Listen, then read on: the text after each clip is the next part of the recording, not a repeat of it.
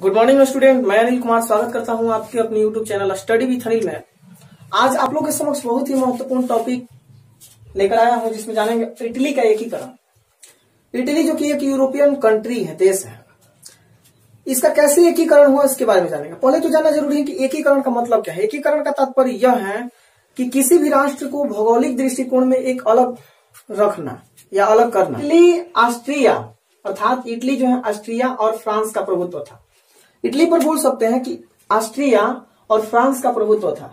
और यहां तक बताया जाता है कि इटली की जो राजधानी थी जिसका नाम रोम था, उस पर पोप का आधिपत्य था। आधिपत्य मतलब अधिकार था। तो पहला एक कंडीशन बनता है जहां पर एकीकरण की बात आती है, क्योंकि कोई देश ही था जो कि इस पर कब्जा किया था। जैसे ऑस्ट्रिया और फ्रांस था तो दोनों प्रभुत्व स्थापित किया था। फिर रोम की अगर हम बात करें तो वहां पोप आपको पता है कि ईसाई धर्म का कैसे संबंधित है, उनसे संबंधित बातों को यहां पर बताया जा रहा है कि पोप का आधिपत्य था। यहां बताया जाता है कि एकीकरण की अगर बात देखी जाए तो पहली बार नेपोलियन के द्वारा किया गया था कुछ क्षेत्रों में। जैसे नेपोलियन के सैन्य अभियानों ने इटली के नवजागरण तथा एकीकरण में काफी योगदान दिया था। यानी कि सैन्य अभियानों के द्वारा जो है इटली के एकीकरण का प्रयास किया था। नेपोलियन ने जो इटली का एकीकरण था उसको करने के लिए काफी अपना संघर्ष जारी किया था। इसकी एक परिणति ही था जहां पर नेपोलियन ने 3 गणराज्य की स्थापना किया था। एक तो सिस्पाइन, दूसरा लिगुलिन और तीसरा ट्रांसपेडेन यानी 3 जो है राज्य स्थापित है इसमें। अब आइए आते हैं मेन एक मुद्दा है आपका कार्बोनरी राष्ट्रवादियों द्वारा गठन किया गया था। इसका उद्देश्य था कि छापामार युद्ध के द्वारा राजतंत्र को नष्ट करना। तो कार्बोनरी कह सकते हैं कि एक संगठन है जहां से राष्ट्रवादी विचारधाराओं को जागृत करने का प्रयास किया गया था। अब आते हैं आगे। इटली के एकीकरण में महत्वपूर्ण योगदान की अगर हम बात करें तो 3 व्यक्तियों का योगदान काफी इंपोर्टेंट था। एक तो मेजिनी, काउंट काबूर और गैरीबाल्दी। आप कहिएगा कि क्या ये तीनों का ही योगदान था? हाँ, इन तीनों के साथ साथ एक और व्यक्ति का योगदान था जिसका नाम था विक्टर इमैनुअल। विक्टर इमैनुअल जो कि सार्डिनिया पिडमाउंट के शासक थे, इनका भी काफी योगदान माना जाता है। तो चलिए अब जानेंगे जोसेफ मेजिनी के बारे में।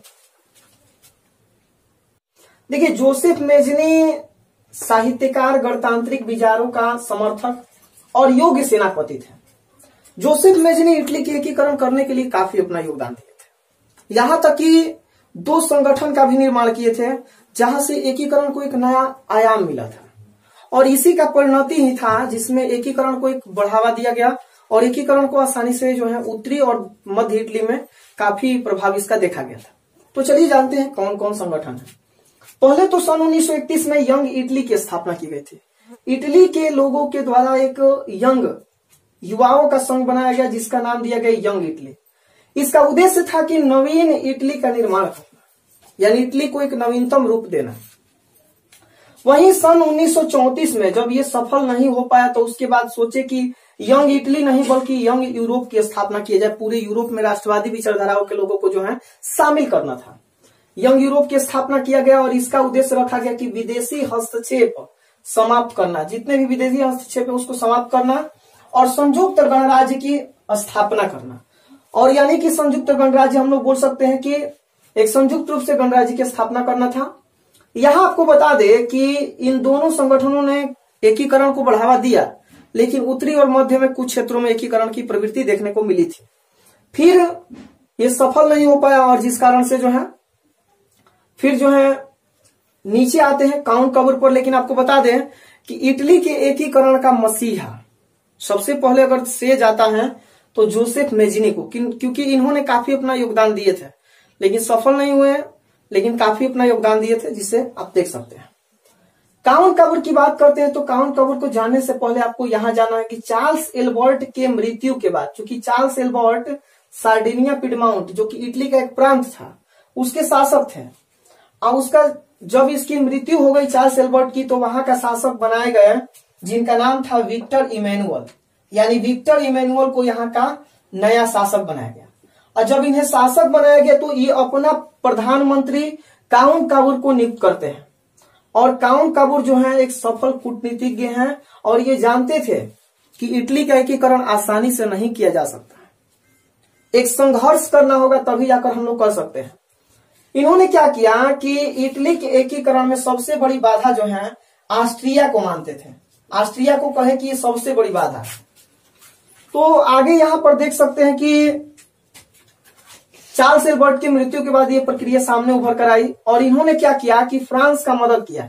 ऐसे माना जाता है कि क्रीमिया का युद्ध जो 1853 से 54 के बीच हुआ था, उसमें फ्रांस की तरफ से ये योगदान दिए थे, जबकि फ्रांस नहीं बुलाया था, लेकिन तभी योगदान दिए थे। कारण क्या था कि फ्रांस से मिलकर हम क्या करें कि ऑस्ट्रिया के साथ जो है समझौता कर ले, और जब समझौता कर लेंगे तो उसके माध्यम से अपने क्षेत्रों को एकीकरण में शामिल कर सकते हैं। तो इस प्रकार से इन्होंने अपने कार्यों को आगे बढ़ाया। अब जब मैप में आइएगा इटली के एकीकरण में, तो वहां देखिएगा कि उत्तरी क्षेत्र में एक तरफ फ्रांस कुछ क्षेत्रों पर कब्जा किया है और उत्तरी और साथ साथ पूर्वी जो क्षेत्र है उस क्षेत्रों में ऑस्ट्रिया का प्रभुत्व है। तो इस प्रकार से उसकी कार्य को जो है बढ़ावा दिया गया था। आगे बढ़िए, यहां देख सकते हैं कि 1860-61 में रोम को छोड़कर सभी रियासतों को स्वतंत्र कर दिया गया था।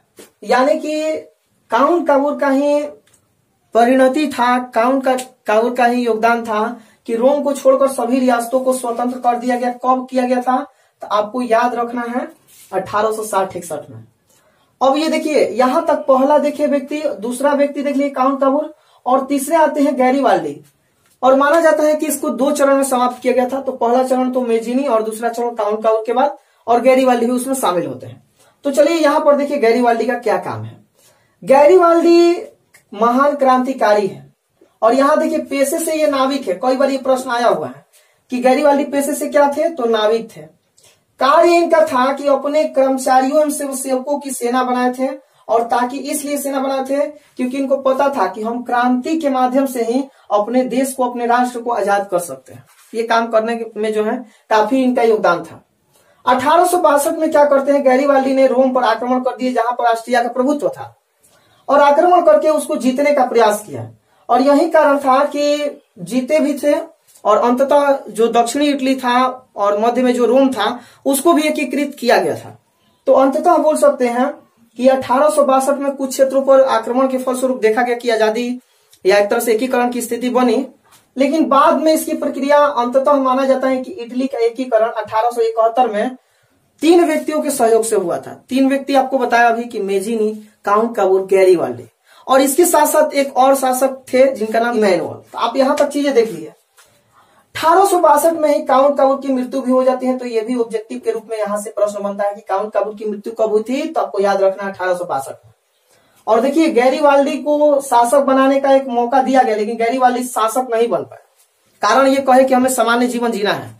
और यही व्यक्तित्व को देखते हुए लाला लाजपत राय, जो कि भारत के बहुत ही प्रसिद्ध नेता हैं, इन्होंने क्या किया कि गैरीवाल्डी का जीवनी लिखे।